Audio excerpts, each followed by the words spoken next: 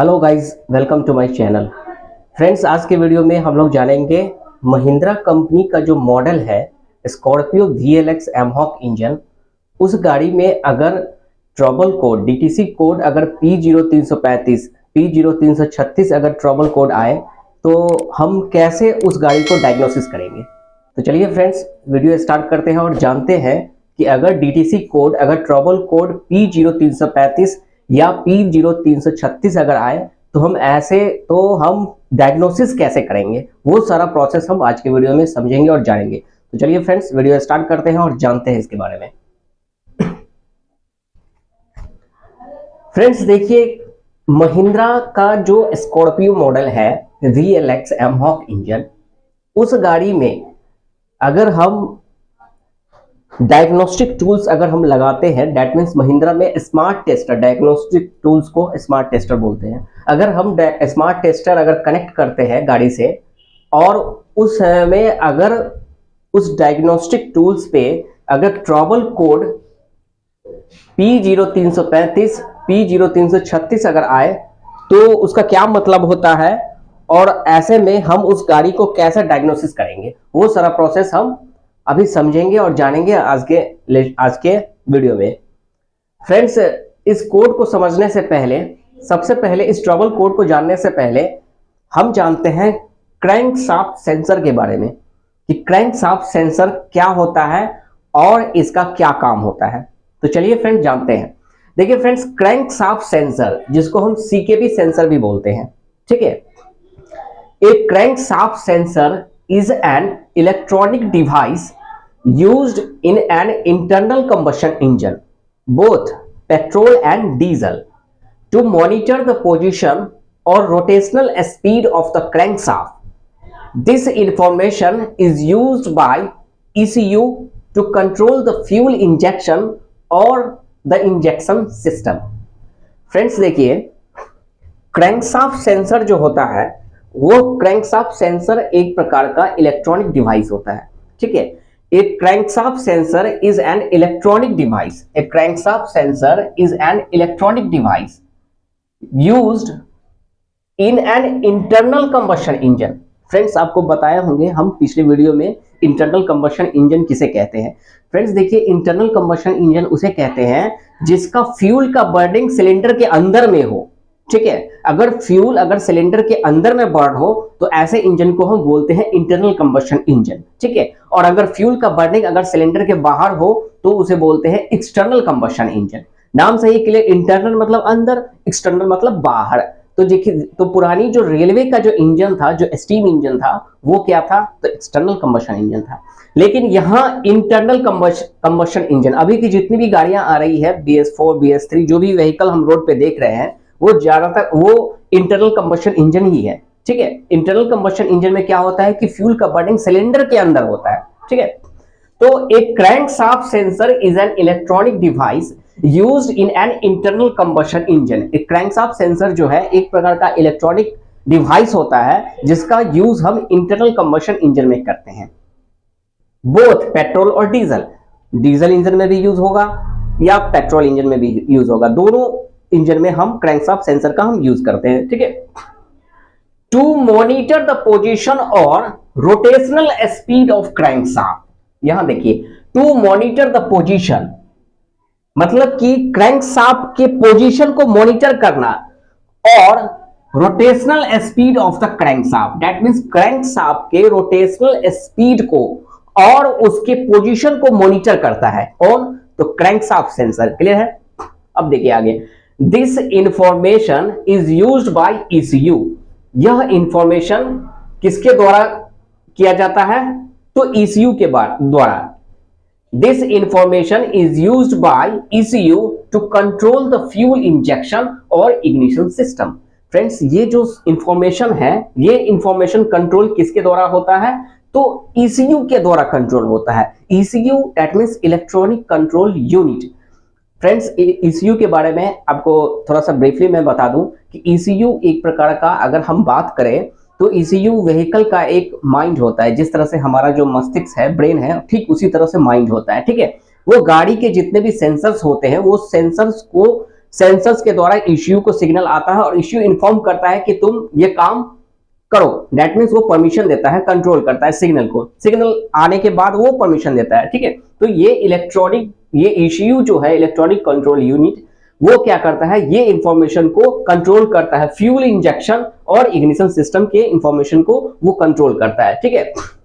अब हम ये समझे कि ये फ्यूल इंजेक्शन का मतलब क्या हुआ। फ्यूल इंजेक्शन का मतलब कि सक्शन, कंप्रेशन, पावर और एग्जॉस्ट, ठीक है।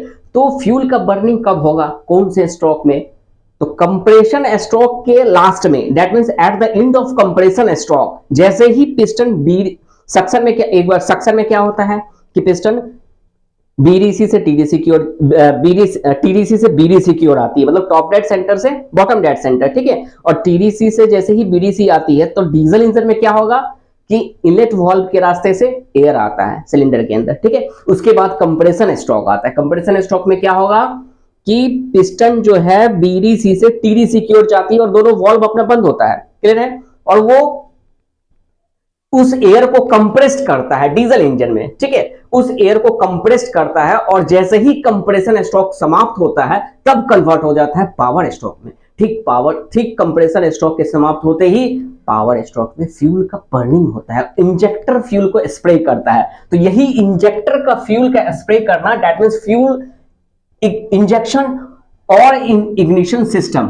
तो फ्यूल का जैसे ही सिलेंडर में अगर इंजेक्टर स्प्रे करेगा उसी समय क्या होगा, पावर स्ट्रोक में कन्वर्ट हो जाती है। और पावर स्ट्रोक में क्या होगा कि एक्सप्लोजन होता है, पावर क्रिएट होता है। दैट मींस पिस्टन के हेड पे एक फोर्स लगता है और वो कनेक्टिंग रॉड होते क्रैंकशाफ्ट में जाती है, ठीक है। जिससे क्या होगा कि अपना रेसिप्रोकेटिंग मोशन, जिसको अप एंड डाउन, इस तरह का जो मोशन अप एंड डाउन वाला जो मोशन है, रेसिप्रोकेटिंग मोशन, वो रोटेशनल मोशन में कन्वर्ट हो जाता है, क्लियर है। यही हमारा सिस्टम, यही हमारा प्रिंसिपल है। इसी तरह से काम होता है डीजल इंजन में, ठीक है।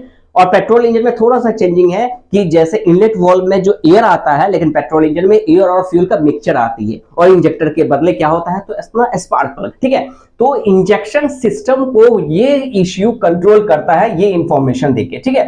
तो एक बार फिर से समझ लें, क्रैंकशाफ्ट सेंसर जो है, crankshaft sensor is an electronic device used in an internal combustion engine, both petrol और डीजल। पेट्रोल और डीजल इंजन में जो इंटरनल कंबशन इंजन जो होते हैं उसमें क्रैंकशाफ्ट क्या होता है कि यूज किया जाता है। क्रैंकशाफ्ट क्या है, एक प्रकार का इलेक्ट्रॉनिक सेंसर होता है, दैट मींस इलेक्ट्रॉनिक डिवाइस होता है, ठीक है।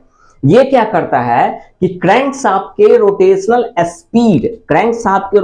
स्पीड और पोजीशन को वो मॉनिटर करता है।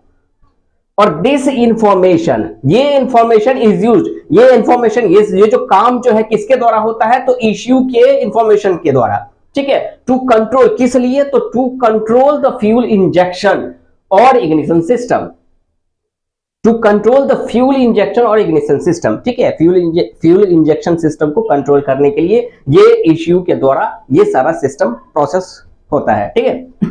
तो ये काम किसका है, तो क्रैंकशाफ्ट सेंसर का। तो समझ में आया क्रैंकशाफ्ट सेंसर क्या है, सीकेपी सेंसर क्या है।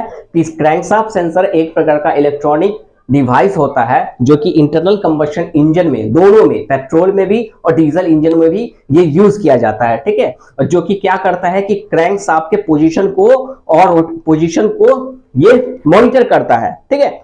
और क्रैंकशाफ्ट के स्पीड को भी, रोटेशनल स्पीड को भी मॉनिटर करता है, रोटेशनल स्पीड को भी मॉनिटर करता है और पोजीशन को भी मॉनिटर करता है। तभी तो क्रैंकशाफ्ट सेंस करके इश्यू को इंफॉर्मेशन देगा, क्योंकि भाई अभी क्या है कि अभी हमारा पिस्टन बीडीसी से टीडीसी की ओर आ जाती है, दैट मींस ये कंप्रेशन स्ट्रोक अभी समाप्त होगी। अब जल्दी से चलो भाई, इंजेक्टर तू अपना फ्यूल का स्प्रे कर दे ताकि पावर स्ट्रोक आएगा और सिलेंडर में पावर मिलेगा, इंजन स्टार्ट रहेगा, ठीक है। तो ये सारा इंफॉर्मेशन कौन करता है, तो क्रैंकशाफ्ट सेंसर ही करता है। क्रैंकशाफ्ट सेंसर ये बताता है कि देखो भाई अभी क्या है, पिस्टन बीडीसी पे है, दैट मींस सक्शन स्ट्रोक में क्या होगा कि पिस्टन बीडीसी से, सक्शन स्ट्रोक में टीडीसी से बीडीसी की ओर आएगी, टॉप डेड सेंटर से बॉटम डेड सेंटर में, ठीक है। और जैसे उसके बाद कंप्रेशन स्ट्रोक में क्या होगा कि पिस्टन बीडीसी से टीडीसी की ओर जाती है, ठीक है। मतलब बॉटम डेड सेंटर से टॉप डेड सेंटर, और दोनों वाल्व सिलेंडर का बंद होगा, इनलेट वाल्व भी और एग्जॉस्ट वाल्व भी, और पिस्टन जो है बीडीसी से टीडीसी की ओर जाएगी। तो उस पोजीशन में क्या होगा, उस पोजीशन में ये सेंस करके, ये क्रैंकशाफ्ट सेंसर सेंस करके बताएगा कि देखो अभी पिस्टन का पोजीशन राइट टाइम पे है, अब तुम इंजेक्शन दे दो, इंजेक्टर को इंफॉर्मेशन देगा ये ईसीयू के मार्फत से, ठीक है। ईसीयू की सहायता से इंजेक्टर को कहेगा कि चलो भाई अब जो पिस्टन है क्रैंकशाफ्ट जो है, ये पिस्टन जो है अब टीडीसी पे आ गया है, अब दोनों वाल्व बंद भी है और सिलेंडर के अंदर जो एयर है वो कंप्रेस्ड भी हो चुका है। अब जल्दी से इंजेक्शन जो है तुम इंजेक्शन दो, दैट मींस फ्यूल स्प्रे करो, ताकि सिलेंडर के अंदर पावर स्टॉक होगा और हमें पावर मिलेगा, दैट मींस इंजन में पावर मिलेगा, ठीक है। तो ये प्रोसेस करता है कौन, तो अपना क्रैंकशाफ्ट सेंसर। क्लियर है फ्रेंड्स, क्रैंकशाफ्ट सेंसर का काम समझ में आ गया कि इग्निशन सिस्टम को कंट्रोल करता है, ठीक है। और ये पोजीशन क्रैंकशाफ्ट के पोजीशन को बताता है, ठीक है। क्रैंकशाफ्ट के पोजीशन को बताता है कि भैया अभी क्या है कि फ्यूल इंजेक्शन करने का राइट टाइम है, अब तुम इंजेक्शन करो। तो ये सारा इंफॉर्मेशन मॉनिटर करके ईसीयू के द्वारा ये काम करता है, ये क्रैंकशाफ्ट सेंसर, ठीक है। तो अभी क्या है, अभी थोड़ी देर के लिए आप ये सोचिए कि अगर क्रैंकशाफ्ट सेंसर खराब हो जाए, ठीक है, या क्रैंकशाफ्ट सेंसर अगर काम करना सही से काम नहीं करे तो क्या होगा कि पोजीशन गड़बड़ा जाएगा, क्रैंकशाफ्ट का पोजीशन पता नहीं चलेगा और फ्यूल इंजेक्शन का भी जो सही टाइमिंग है वो टाइमिंग नहीं पता चलेगा किसको, तो ईसीयू को, ताकि राइट टाइम नहीं पता चलेगा और पता चलेगा कि कंप्रेशन स्ट्रोक से पहले ही इंजेक्शन कर दिया, या कंप्रेशन स्ट्रोक के at the end of power stroke जो आने मतलब पिस्टन का जो बीडीसी से टीडीसी की ओर आने में दोनों कंप्रेशन स्ट्रोक से पहले या बाद में ही इंजेक्शन कर दिया, मतलब प्रॉपर टाइम पे इंजेक्शन ना होना। तो भैया जब प्रॉपर टाइम पे इंजेक्शन नहीं होगा और तो इंजेक्शन नहीं होगा तो क्या होगा, इंजेक्टर जो है अगर फ्यूल स्प्रे नहीं करेगा सिलेंडर के अंदर सही टाइम पे तो क्या होगा, पावर स्ट्रोक नहीं होगा, पावर स्ट्रोक क्रिएट ही नहीं होगा। पावर स्ट्रोक जब क्रिएट नहीं होगा तो क्या होगा, गाड़ी स्टार्ट ही नहीं होगी। क्लियर है, तो आगे आप समझिए, ठीक है फ्रेंड्स। ये देखिए तो अब देखिए फ्रेंड्स क्रैंकशाफ्ट सेंसर के बारे में मोस्टली आपको समझ में आ गया। अब देखिए उस स्कॉर्पियो में क्या होता है फ्रेंड्स कि स्कॉर्पियो VLX के एमहॉक मॉडल में अगर कोड आ जाए, trouble code DTC code P0335 या P0336 अगर कोड दिखे iSmart में, स्मार्ट टेस्टर में या फिर डायग्नोस्टिक टूल्स में, अब तो बहुत सारे ये सॉफ्टवेयर आ गए हैं मार्केट में, है ना। तो जो भी हो डायग्नोस्टिक टूल्स में अगर आपको ये कोड दिखे P0335 या P0336 तो देखिए इसका मतलब क्या होता है, मोस्टली DTC कोड मतलब डायग्नोस्टिक ये ट्रबल कोड, इसे ट्रबल कोड बोलते हैं, ठीक है। तो अगर जैसे ही आप डायग्नोस्टिक टूल्स अगर कनेक्ट करोगे व्हीकल से, स्कॉर्पियो में, ठीक है, व्हीकल्स में, तो अगर आपके वो डायग्नोस्टिक टूल्स में अगर डिस्प्ले में ये एरर कोड दिख रहा है P0335 या P0336 तो उसका मतलब क्या होता है, ठीक है, ये समझते हैं। देखिए पहला, अगर P0335 अगर दिख रहा है, ठीक है, तो that means no crankshaft signal, crankshaft signal जो है नहीं देगा, ठीक है। दूसरा P0336 अगर P0336 दे रहा है तो इसका मतलब है कि wrong crankshaft signal, that means अगर हम ऐसे समझे कि ये P0335 या P0336 ये अगर कोड अगर दिख रहा है तो मतलब कि क्रैंकशाफ्ट में कहीं ना कहीं क्रैंकशाफ्ट के वायरिंग में, कनेक्शन में या फिर क्रैंकशाफ्ट के सेंसर में भी हो सकता है प्रॉब्लम, ठीक है। जिसके इस प्रॉब्लम के कारण क्या है कि आपको ये कोड दिखेगा P0335 या P0336। तो अब हम समझते हैं, ये तो पता चल गया यहां तक। अब हम जानते हैं troubles in vehicle, that means symptoms of vehicles, मतलब कि बीमारी का लक्षण।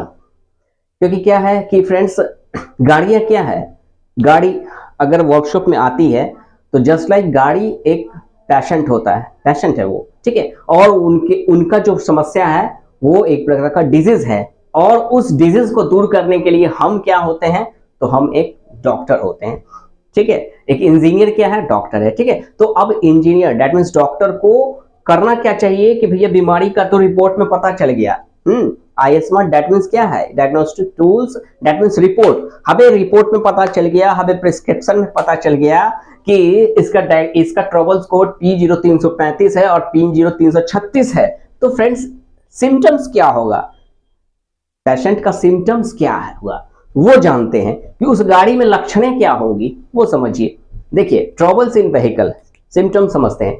देखिए क्या है कि गाड़ी अगर ये कोड दिखेगा तो गाड़ी में क्या क्या लक्षणें आएगी। पहला, सिस्टम लैंप जिसे हम चेक लैंप बोलते हैं, कंटिन्यूअसली ऑन। चेक लाइट जो है क्लस्टर मीटर में वो कंटिन्यूअसली ऑन रहेगा, लगातार जलते रहेगा, ठीक है। दूसरा, इंजन विल नॉट स्टार्ट, गाड़ी भैया किसी भी कीमत में स्टार्ट नहीं होगी। सिम्टम है, मतलब नेचुरली ये वास्तविक है कि अगर फ्यूल का इंजेक्शन अगर सही से ना होगा, अगर क्रैंकशाफ्ट के सेंसर्स के वायरिंग में या क्रैंकशाफ्ट से रिलेटेड अगर क्रैंकशाफ्ट सेंसर अगर काम ना करे या क्रैंकशाफ्ट से रिलेटेड उसका जो भी वायरिंग है, कनेक्शन है, वो अगर प्रॉपर काम ना करे, तो अपना क्या होगा कि ये फ्यूल इंजेक्शन ही नहीं सही से होगा। अभी फ्यूल इंजेक्शन अगर सही से ना होगा तो आप बताइए कि कम पावर स्टॉक कैसे होगा, फ्यूल कैसे बर्न करेगा। फ्यूल नहीं बर्न न करेगा तो क्या होगा कि पावर स्टॉक क्रिएट नहीं होगा, और पावर स्टॉक जब क्रिएट नहीं होगा तो क्या होगा, इंजन ही नहीं स्टार्ट होगा। तो दूसरा सिम्टम्स क्या है, लक्षण, कि इंजन विल नॉट स्टार्ट, गाड़ी आपकी नहीं स्टार्ट होगी। अगर आपके गाड़ी में P0335 या P0336 का कोड है तो किसी भी at any cost vehicles will not start, किसी भी कीमत पे आपकी गाड़ी स्टार्ट नहीं होगी, ठीक है। तो दूसरा नंबर में लक्षण क्या है, बीमारी का लक्षण क्या है कि इंजन विल नॉट स्टार्ट, गाड़ी स्टार्ट नहीं होगी।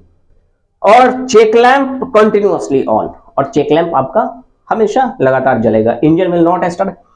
तीसरा देखिए, तीसरा, इफ इंजन इज रनिंग, अगर इंजन रनिंग कर रहा है तो दिस फॉल्ट अकर्स, अगर ये फॉल्ट दिख रहा है तो इंजन विल स्टॉप इमीडिएटली।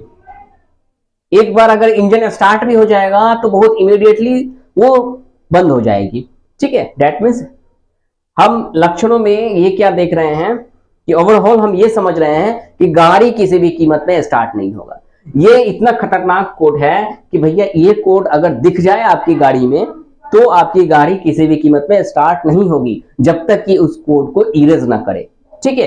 तो फ्रेंड्स, अब हम समझते हैं, जानते हैं कि ये कोड तो आ गया, बीमारी का कारण भी पता चल गया, अपना रिपोर्ट पे निकल गया, रिपोर्ट में पता चला कि ये भी कोड आ रहा है, ट्रबल्स कोड ये है, ठीक है। अब इस ट्रबल कोड में जो सिम्टम्स है वो सिम्टम्स में मिल रहा है, तो चलिए अब दवा देते हैं बीमारी को दूर करने का, डायग्नोसिस करते हैं, उसका ट्रीटमेंट करते हैं, उसका ऑपरेशन करते हैं, डायग्नोसिस करते हैं।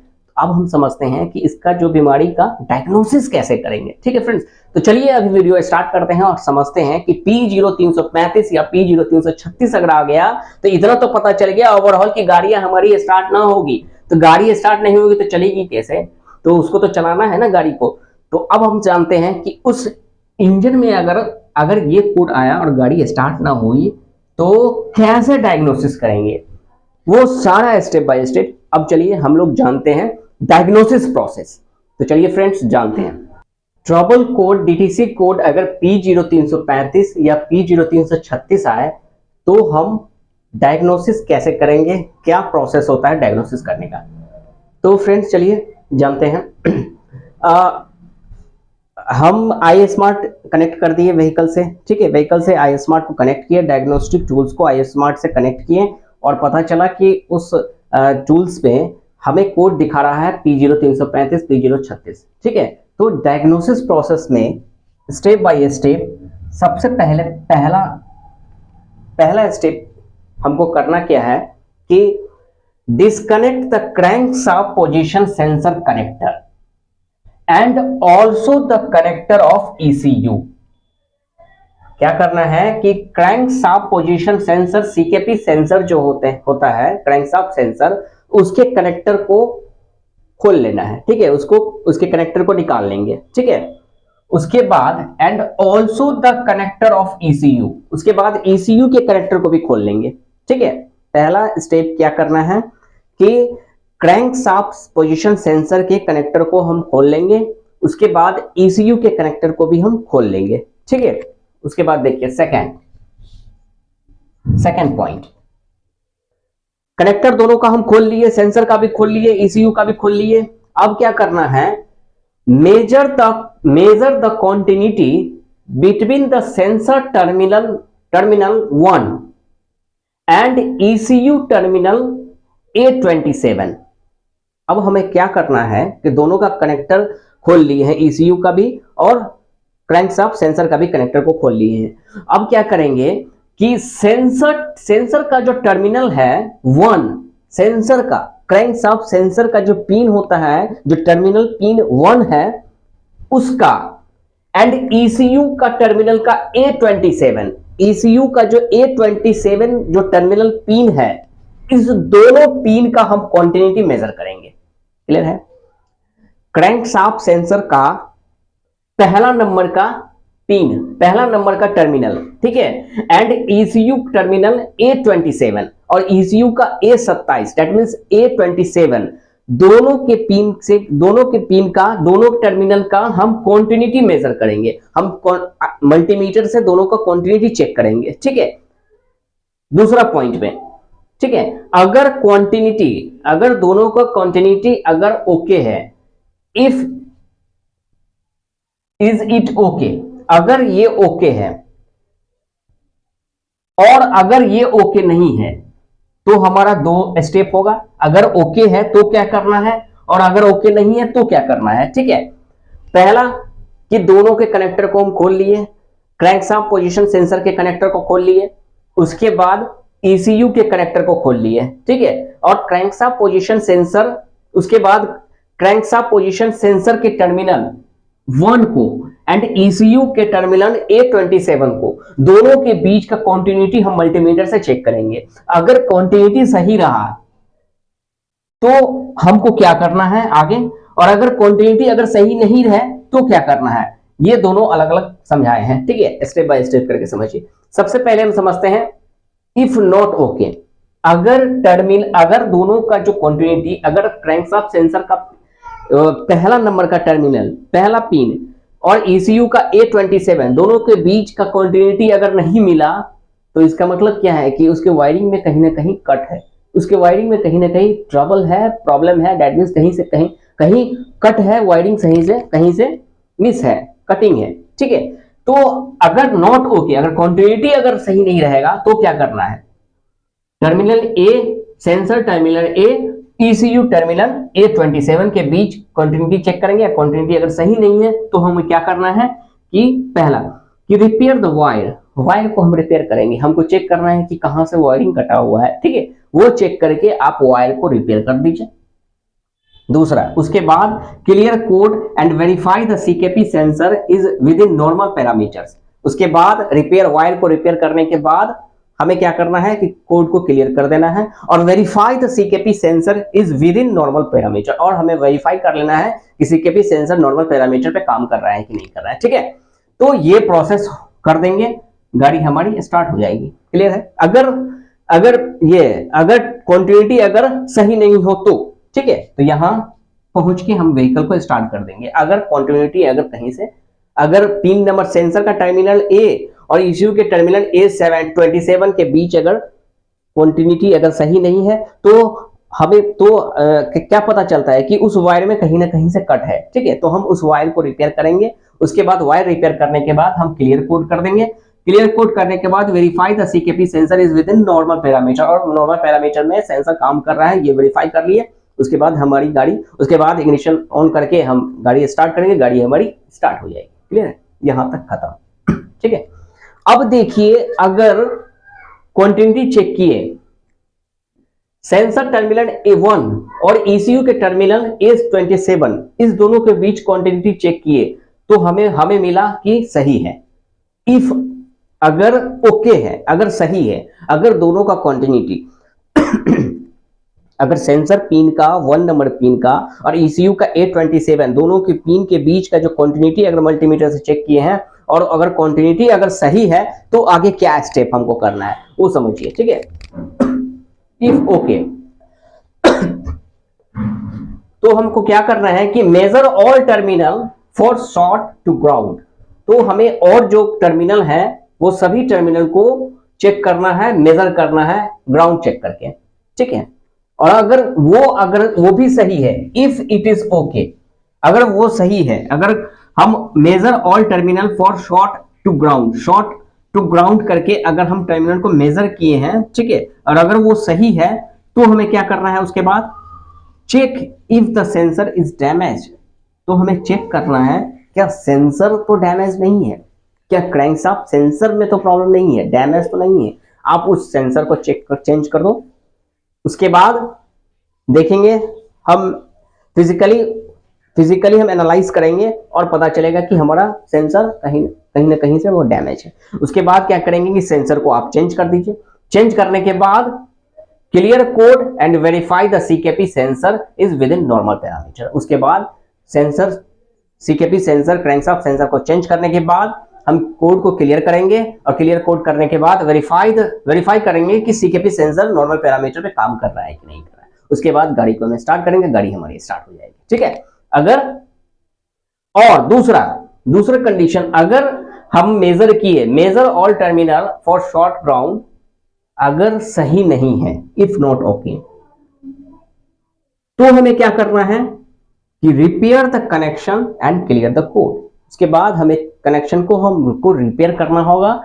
Major all terminal for short to ground measure करके अगर सही नहीं है ग्राउंड, तो हमें क्या करना है कि उसके कनेक्शन को रिपेयर करना है और उसके बाद क्लियर कोड करना है। फिर उसके बाद वेरीफाई करेंगे कि CKP sensor with in normal parameter पे काम कर रहा है कि नहीं कर रहा है। उसके बाद हमारी गाड़ी स्टार्ट करेंगे, गाड़ी हमारी स्टार्ट हो जाएगी। तो फ्रेंड्स, यही है हमारा डायग्नोसिस प्रोसेस। ठीक है, अगर ट्रबल कोड अगर P0335 या P0336 अगर आए, तो हम Mahindra Scorpio VLX amok engine में इस तरह से स्टेप बाय स्टेप करके डायग्नोसिस करके अपनी गाड़ी को स्टार्ट कर सकते हैं। ठीक है, तो यही होता है डायग्नोसिस प्रोसेस अगर ट्रबल कोड P0335 या P0336 आए तो। ठीक है फ्रेंड्स, आपको समझ में आया? ऐसे नॉर्मली जितनी भी गाड़ियां हैं, जितने भी ब्रांड हैं, चाहे वो हुंडई है, मारुति है या फिर टाटा है, जनरली अगर देखा जाए तो ये जो कोड है ना, ये कोड रिलेटेड होता है क्रैंकशाफ्ट सेंसर से ही।